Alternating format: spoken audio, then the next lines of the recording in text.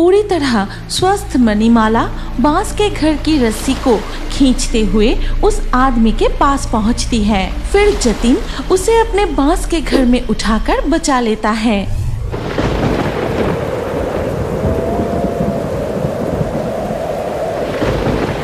घने बादल जमने के कारण लगातार 5 दिन से बारिश हो रही है और धीरे धीरे खेतों में पानी जमने पर फसल नष्ट होने की कगार पर है।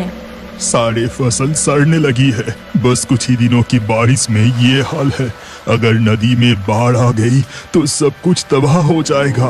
मैं नदी किनारे जाके देख आता हूँ। ये कहकर जतिन यमुना नदी के ओर चला जाता है। फिर नदी किनारे पहुँचते ही देखा, अरे बाप रे, नदी में कितना पानी बढ़ गया।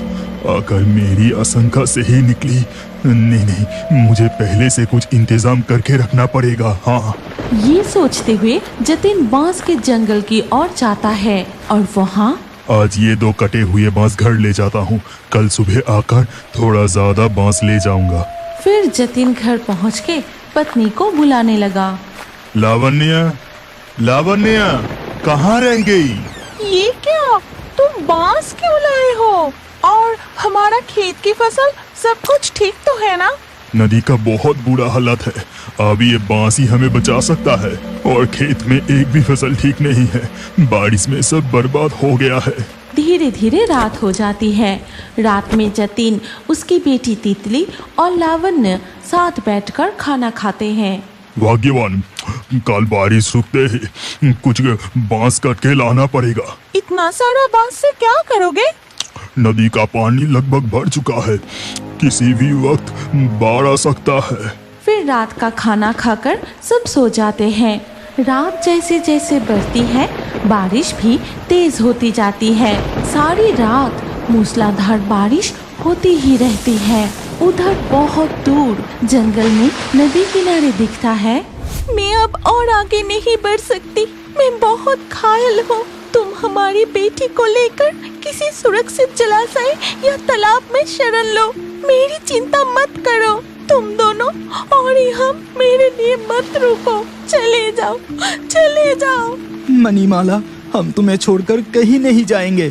माँ, मैं भी तुम्हें छोड़कर कहीं नहीं जाऊंगी, कहीं नहीं जाऊंगी।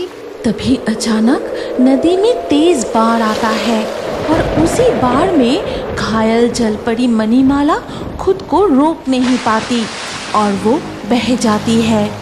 माँ, तुम कहाँ जा रही हो? मुझे छोड़कर मत जाओ माँ। माँ, तुम मेरे पास आ जाओ, मुझे छोड़कर मत जाओ।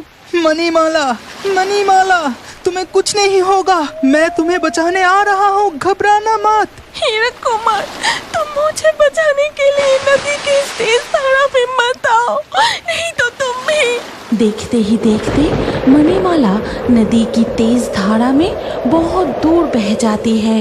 घायल मणिमाला बिल्कुल भी तैर नहीं पाती और बहते बहते बहुत दूर निकल जाती है। फिर धीरे धीरे सुबह हो जाती है और बारिश भी थोड़ा रुक जाती है। माँ, जरा मैं खेलने जाऊँ? कई दिनों से मैं बाहर खेलने नहीं गई। ज्यादा देर नहीं करूँगी, अभी लौट आऊंगी। नहीं, बिल्कुल नहीं, अभी कहीं मत जाना। बारिश थोड़ी रुकी है, अब मैं जल्दी से गाय का दूध निकल लेती हूँ। सुनो भाग्यवान, मैं यमुना के किनारे के जंगल से कुछ बांस काटने जा रहा हूँ। लौटने में देर होगी। ठीक है, ध्यान से जाना। ये कहकर लावण्य गाय का दूध निकलने लगती है। तभी तितली अपनी माँ से कहती है, माँ, मुझे बाहर जाने दीजिए ना माँ। ठीक है, जाओ, पर इस बरसात के मौसम में ज्यादा दूर खेलने मत जाना, क्योंकि कभी भी बारिश फिर से शुरू हो सकती है। माँ की मुँह से हाँ सुनकर तितली खुशी खुशी खेलने चली जाती है। चलो ना, आज सब मिलके हम नदी की तरफ जाते हैं। नदी में कितना पानी है देखेंगे। नहीं, नदी किनारे जाना ठीक नहीं होगा, वहाँ खतरा हो सकता है। अरे चल ना, कुछ नहीं होगा, हम दूर से पानी देखकर ही लौट आएंगे। ठीक है, चलो फिर। तितली और उसके दोस्त खेलते खेलते यमुना नदी का पानी देखने चले जाते हैं। उधर जतिन बांस के जंगल में, अब ये सारे बांस लेके मैं घर जाता हूँ। जल्दी काम शुरू करना पड़ेगा। तभी जतिन को अचानक अचानक नदी के किनारे से किसी के रोने की आवाज सुनाई देती है। नदी की तरफ से किसी की रोने की आवाज आ रही है। हाँ, मैं एक बार जाके देखता हूँ। जतिन नदी किनारे जाकर एक आश्चर्य घटना देखता है। नदी के किनारे एक पेड़ के तने में एक जलपरी फंसी हुई है। जतिन उसकी तकलीफ देखकर साहस करके उसके पास जाता है। जलपरी, तुम्हें तो चोट लगी है और तुम यहाँ आई कैसे? बाढ़ की तेज धारा में बहकर मैं अपने परिवार से बिछड़ गई हूँ। अब मुझसे और सहा नहीं जा रहा। लगता है अब मैं मर जाऊंगी। तुम चिंता मत करो जलपरी, मैं तुम्हारी सेवा करूँगा। तुम बिल्कुल ठीक हो जाओगी। ये कहकर जतिन सबकी नजरों से छिपाकर जलपरी को अपने घर ले आता है। फिर उसे पानी के टंकी में रखकर पत्नी को बुलाता है। लावण्य, लावण्य, जल्दी से जड़ी बूटी का पात्र यहाँ ले आओ।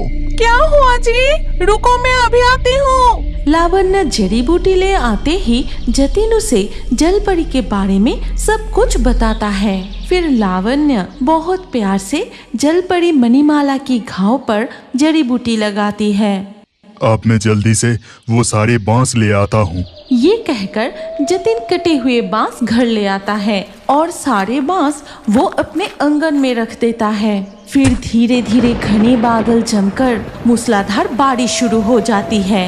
सब कुछ तैयारी हो चुका है, अब मैं जल्दी से काम शुरू कर देता हूँ। ये कहकर जतिन अपना काम शुरू करता है। उसी समय तितली भीगती हुई दौड़कर घर आती है और ये देखकर उसकी माँ उसे बहुत डांटती है।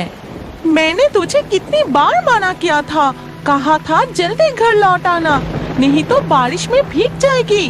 कहो, अगर तुम मुझे नहीं डांटोगे तो मैं एक बात बताऊंगी। क्या बात है? ठीक है, बोल, नहीं डांटूंगी। पता है माँ, हम सब दोस्त मिलके नदी किनारे गए थे जहाँ कोई नहीं जाता। वहाँ देखा नदी से गांव की तरफ तेजी से पानी घुस रहा है। सच में क्या? रुक, मैं तेरे पिताजी को अभी बताती हूँ। लावण्य दौड़ते हुए जाके जतिन को गांव में पानी घुसने की खबर देती है। फिर वो देखती है कि जतिन बांस से एक सुंदर घर बनाया है। मुझे अभी जाके गांव वालों को बताना होगा, नहीं तो बाढ़ के पानी में सब बह जाएंगे। ये कहकर जतिन सबके घरों में जाकर गांव में बाढ़ का पानी घुसने की खबर देता है। सुनो सुनो, यमुना के पानी गांव में घुस रहा है। तुम सब जल्दी से अपना घर छोड़कर कहीं ऊंची जगह पे चले जाओ।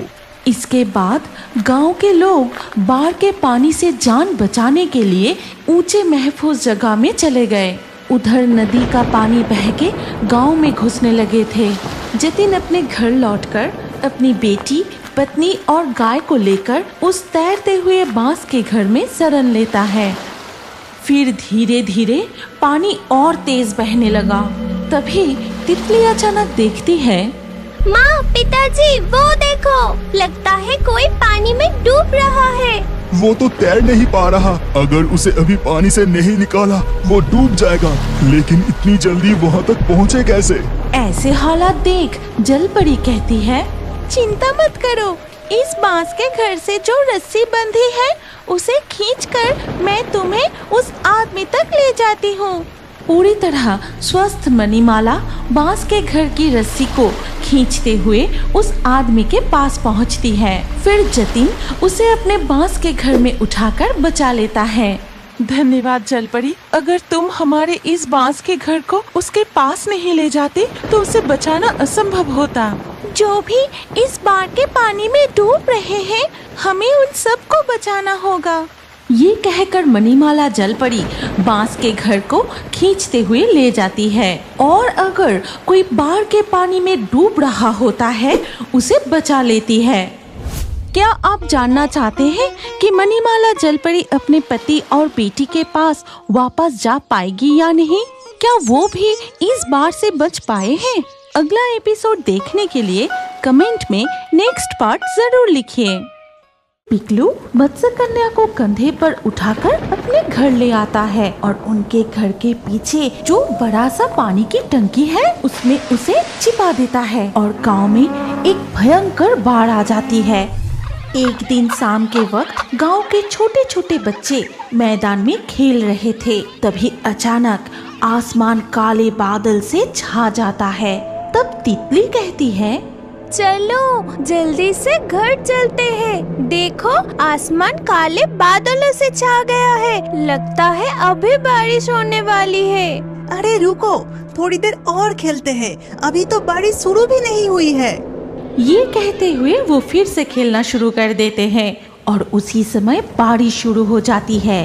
ए पिकलू भैया, बारिश शुरू हो गए हैं, अब तो घर चलो, नहीं तो मेरी माँ बहुत डांटेगी। डरपोक कहीं का, तुम सब घर जाओ, मैं नदी के किनारे जाता हूँ। इस बारिश में बहुत सारी मछलियाँ मिलेगी, मैं जाके मछलियाँ पकड़ूंगा। तुम में से मेरे साथ कोई चलोगे? लेकिन कोई भी उसके साथ जाने के लिए राजी नहीं होता और सब अपने अपने घर लौट जाते हैं। और पिकलू नदी किनारे जाकर मजे से मछलियाँ पकड़ने लगा। धीरे धीरे बारिश की धारा और तेज हो गई। ऐसे मूसलाधार बारिश में भी पिकलू घर नहीं लौटता। तब उसके माता पिता बहुत चिंतित हो जाते हैं। सुनते हो, पिकलू अब तक घर नहीं लौटा, इतनी तेज बारिश में कहाँ गया होगा? मुझे कुछ नहीं पता, तुम तो हमेशा उसे अपने सिर पर रखते हो। गांव के सारे बच्चे बारिश से पहले ही अपने घर लौट आए और ये बदमाश अभी तक घर नहीं लौटा। घर लौटते ही आज उसे अच्छे से सबक सिखाऊंगा। तभी पिकलू मछलियाँ हाथ में लिए भीगता हुआ घर लौट आता है। ये देखो माँ, मैंने कितने सारी मछलियाँ पकड़ी है। पिकलू को देखकर उसके पिता उसे बहुत डांटते हैं। फिर रात गुजर के जब सुबह हो जाता है तब बारिश भी रुक गया था।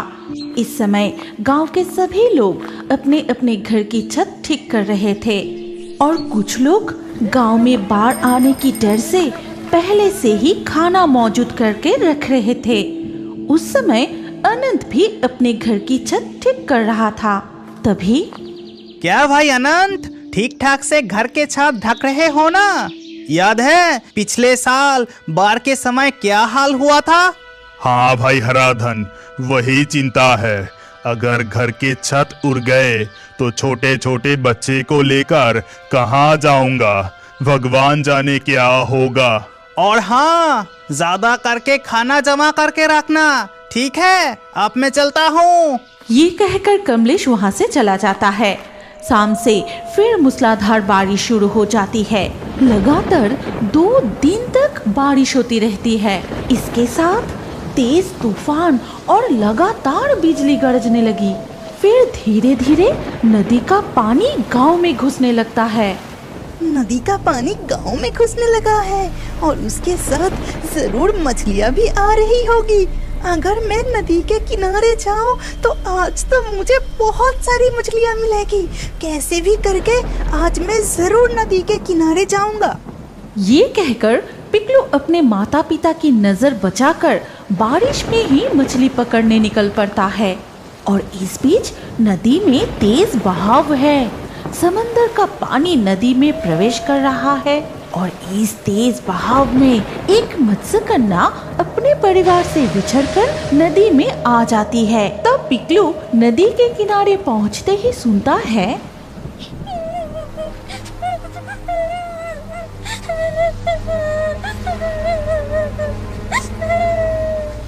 ये क्या, इतनी बारिश में यहाँ कौन रो रही है? फिर पिकलू इधर उधर देखता है। तभी उसे नजर आया कि नदी किनारे एक अजीब दिखने वाली लड़की बैठकर रो रही है, जिसका ऊपरी हिस्सा इंसान जैसा और नीचे का हिस्सा मछली की पूंछ जैसा। पिकलू तुरंत उसके पास जाकर कहता है, तुम कौन हो? ऐसी हालात में तुम यहाँ बैठ के रो क्यों रही हो? मैं एक मत्स्यकन्या हूँ। पानी के तेज बहाव के कारण मैं अपने परिवार से बिछड़कर यहाँ आ गई हूँ। मुझे बहुत डर लग रहा है।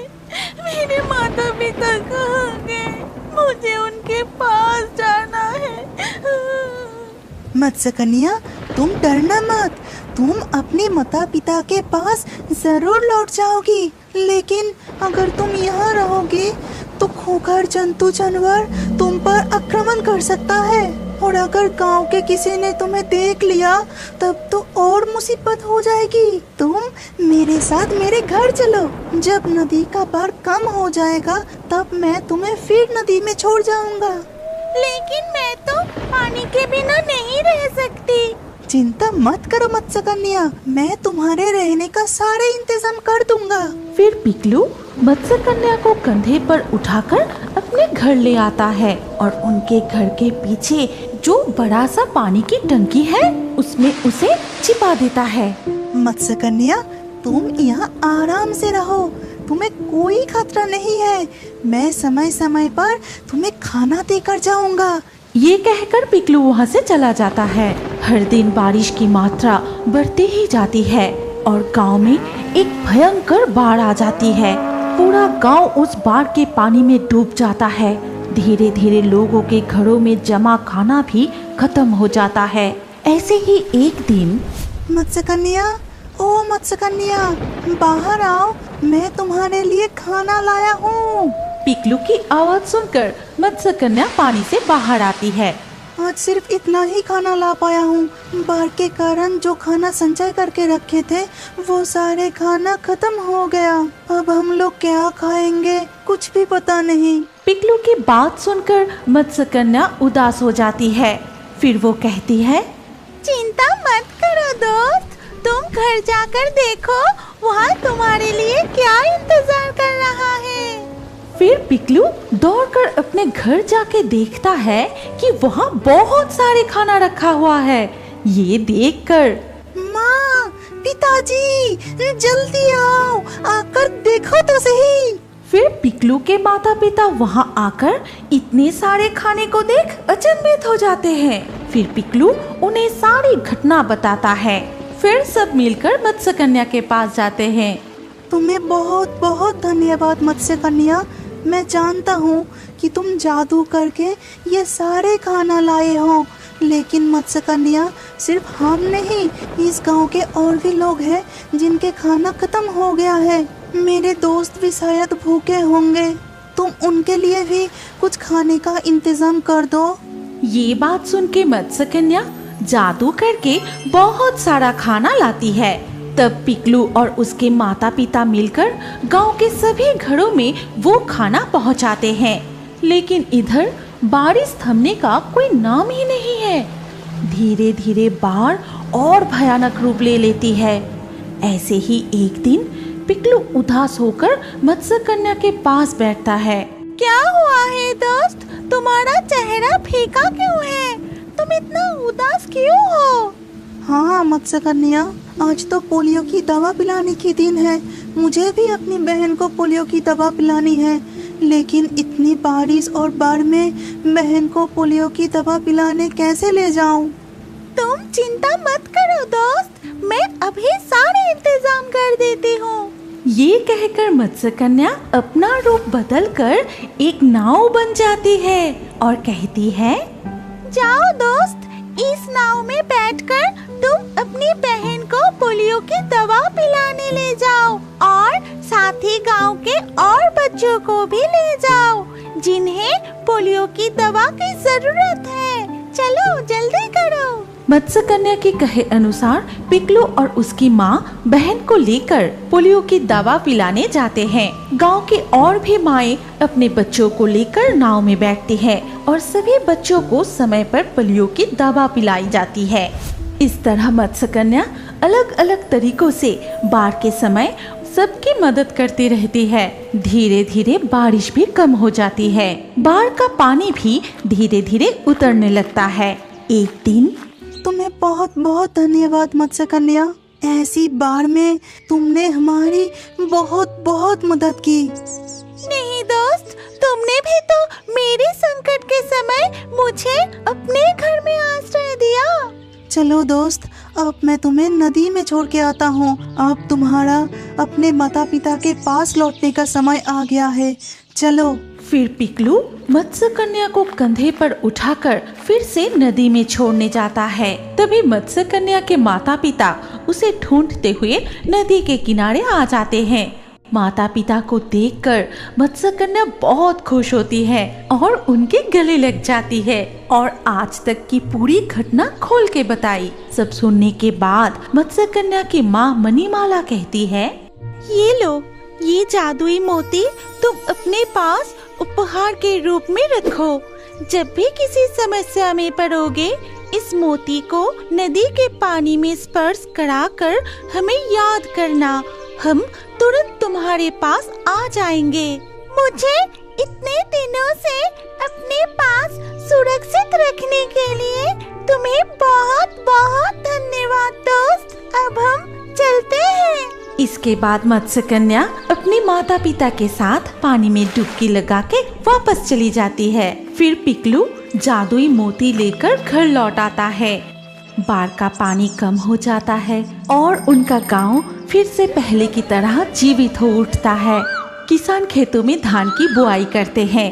गाय और बकरियां नए उगे हुए घासों की जमीन पर घूमते हैं और पिकलू अपने माता पिता के साथ सुख शांति से रहने लगते हैं।